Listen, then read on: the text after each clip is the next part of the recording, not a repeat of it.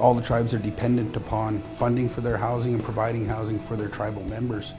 And the tribes are learning through NAHASDA to leverage funding, and leveraging one of the main avenues for that is to the tax credit project. But it's, of all the 565 tribes, they all depend on NAHASDA to provide funding primarily for housing.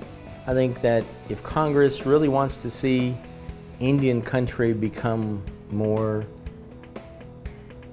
self-reliant and independent, then the reauthorization of NAHASDA will help these young families begin to have a foundation of wealth, personal wealth, that they can continue to build on and pass on to their children that we've never done before.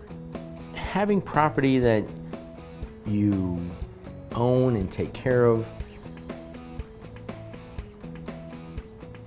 to pass on to your children has a great meaning.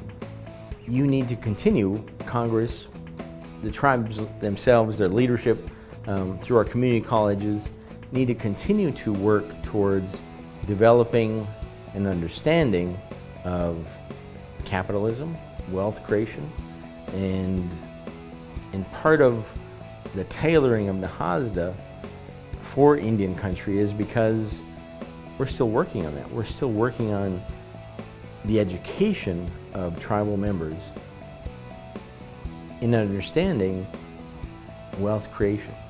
The funding has it's remained stagnant and flatlined and hasn't increased with inflation, so the tribes have had to become more resilient and efficient when it comes to building and trying to, again, I guess we'll have to come back to the importance of leveraging our dollars so that we can do more with what we do receive.